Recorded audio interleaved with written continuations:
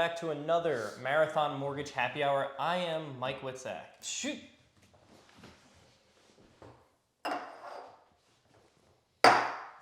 One of the most important parts of this whole podcast. And you are. Rory Farrell. And today we're going to be talking about a lot of different things. But I guess we'll start off with the beer. As we always do. Yeah. So today we're going to be sampling, drinking something from the Vale, which is down in Richmond, Virginia. Okay. My brother lives down there. Turned me on to the Vale. Every time we go visit him, we pick up some stuff from there. We go down in a couple weeks, so we'll pick up some more for some future episodes. But this is called Melancholia. And it is a Saison, but it's open fermented. So what that means is that instead of, when they're fermenting the beer, instead of having it in like the traditional like stainless steel tanks, Okay. they actually have it in an open Okay, vessel, essentially. So what that does is, it basically looks like a pool filled with beer. And what that does is it allows for a lot of the natural bacteria and the flora from wherever they're fermenting it in to get into the beer and kind of create these like different flavors. So it's kind of like a very distinct flavor that has like the footprint of that environment or the fingerprint of that environment on the beer. So it's pretty interesting. And anytime you introduce bacteria or natural flora to a beer, anything can happen. So you might get some off flavors, you might get some weird flavors, you might get something you'll never be able to recreate again. This one happened to turn out really good. So cheers. Cheers. I think you might like this one.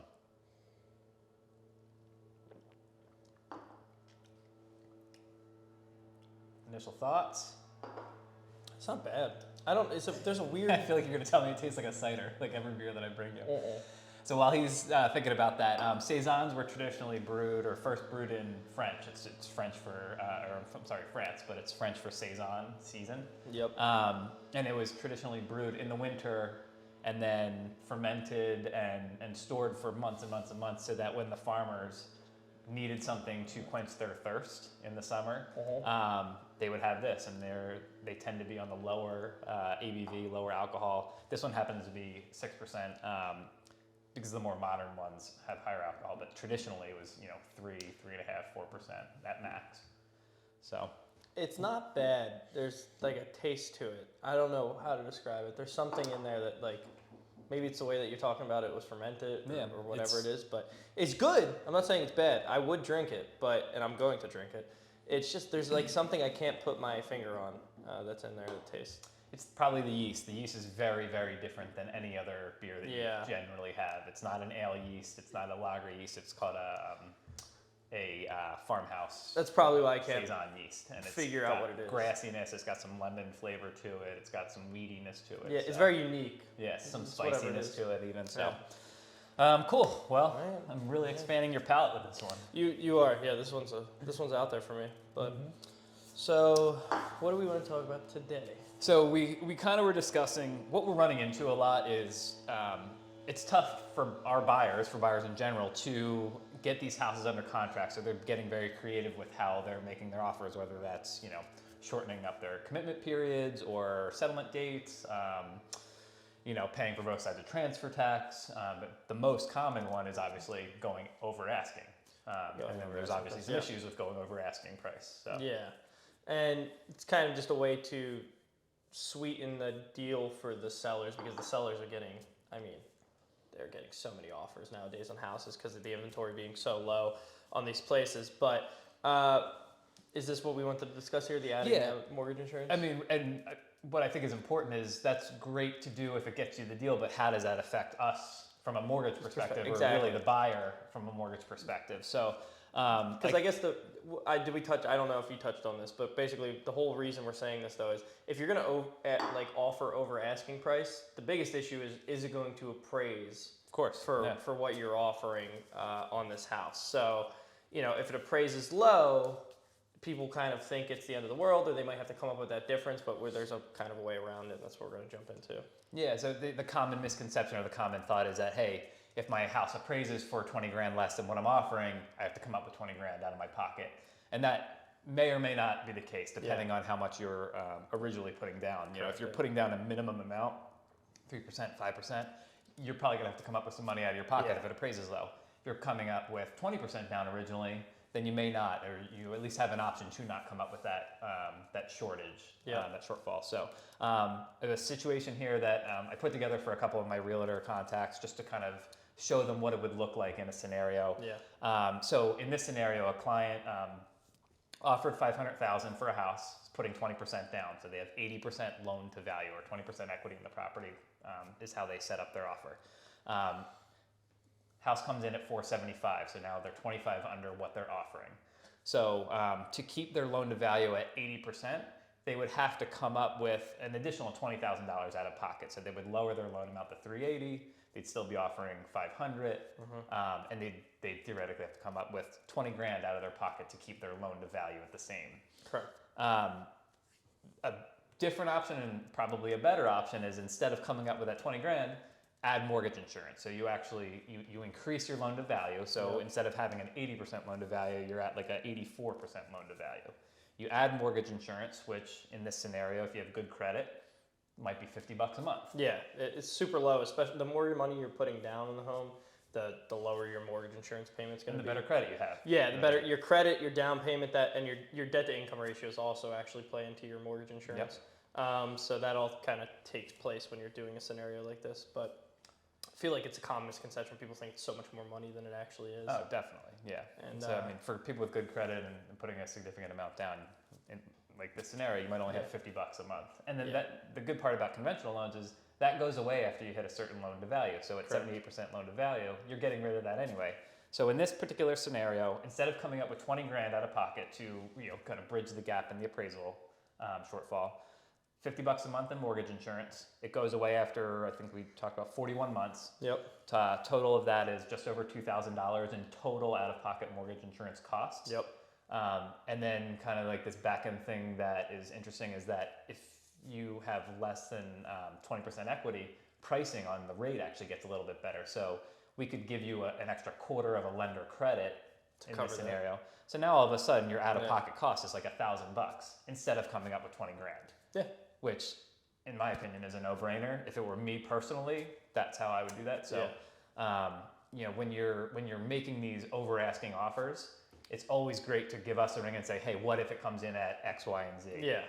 What's the worst-case scenario? Could theoretically come in 25 grand. How does that affect my loan? How does that affect my out-of-pocket cost? How does that affect my monthly payment? You can even ask us exactly. What's my mortgage insurance payment going to be monthly if it does this, or if it prices this? So it's all around, this is like one of the biggest solutions that a lot of people, I feel like, don't know of, or they think overlook, of. Overlook. I just think it's... Even realtors a lot of times. Yeah, for sure. And it's not a very common thing because we haven't dealt with this before. This is kind of a newer thing. Not like we are now. Yeah, not like we are now. So, but this is one great way to keep some money in your pocket, pay a lot less money, and still get the house. And you may be going back and forth with your offer, like, I want to over offer 20 grand, and then you could talk to them like, if 25 is going to get you the house, go over asking 25, it's going to affect you this way, and then people are like, total non-issue, and that might be the difference between making that extra 5 grand offer and getting the house versus being back out on the hunt on Monday trying to find the next place. So, the point is, always ask about those scenarios, run things like that by us, even if you over ask or you're offering over asking, you kind of want to know how that's going to affect things anyway, even if you didn't have this second option. So, because those types of things always are going to affect the mortgage and qualifying and appraisal, all that stuff. So, cool. So that was kind of our industry, talk, FYI today. Yeah. My win for the week, had a settlement yesterday. Went really well, obviously, super smooth. I wouldn't be talking about it if it didn't go well. But one of the reasons why this particular client got his house under contract is because he switched to working with a local lender. I'm not saying it was necessarily me, but he was with Bank of America, and the listing agent said, hey, I like your offer, and we want to go with you, but I can't work with Bank of America. I just can't. So flip it, and then you have yourself a deal. So we ended up working that out. Got him a better rate than Bank of America was able to. And the listing agent specifically called me, and she's like, thank you so much for handling this. I was able to get you on the phone immediately. I tried to call the Bank of America rep, couldn't get him on the phone. And it's as simple as that. It's like, you may or may not get a house under contract because I answer the phone and the Bank of America person doesn't. Like it's as simple as that. And I had a similar situation last night where at 8:30 a listing agent called me. She's like, "Thank you so much for answering. I just figured I wouldn't hear from you till tomorrow." Yeah. By this morning we had the offer accepted. So it's just awesome. Communication, just caring about your clients, being available for your clients. And, yeah. So that was my win for the week. That's probably also going to be a very similar win with me because this weekend I was extremely busy. I mean, Saturday, Sunday, very busy, but kind of in the end of things, nobody got a house under contract. Nobody got anything going, but they all swung and they missed. But the whole moral of this story is I felt good because I was there for them when they needed me to be there. I was helping them put offers in. I was helping them get pre-qualified, what they would need to be pre-qualified at. And honestly, it's like when you do the right thing for these people and you help them out when they need to be helped out, or you're helping them get these offers in late at night, or you're working on these things, it just lets them know that you care about them and you're kind of there for their best interest and you're helping them out. For them. So if anything, that's kind of my win because I know in their eyes it was like them knowing I'm doing a good job and me doing my best job for them. So and a lot of times in this industry, it's just kind of long-term gains. It's for sure. There's a lot of money to be made short-term if you're not doing things properly. You're screwing people over, or you're not offering the best rate that you can, but that's not going to turn into long-term relationships. And both with realtors, clients, repeat business, referrals, all that stuff. So just kind of building that, even if it doesn't turn into anything over the weekend, it will down the line. People don't forget that. So yep, that's it. That's all I got. That's it. Let's enjoy the rest of this beer. Happy Friday. Beautiful day outside. Well, it is today. I mean, I don't know what it'll be on Friday, but Friday I think it'll be all right. So I hope it's a great day. It's Friday now. Yes. We film on Friday and get it out on Friday in 20 minutes. Yeah. It's our master editor. So cheers, guys. Happy Friday. Enjoy your weekend. Thanks for tuning in. Shout out Colleen and Christopher. Thank you guys for watching. And as always, shout out Arv too. But every week I upload these, I get a text from new people just saying they've been watching in the happy hours and they're really enjoying them. So thank you guys all seriously I'm glad for supporting us. Enjoying it. So if you have any ideas about what we should talk about, please leave it in the comments. Text us personally. We're always looking for things that are relevant to you guys and our clients and our realtors. And the market. So we working hard over here for you guys. Yep. Shout out to the Vale. All right, there you go. Cheers. Bye.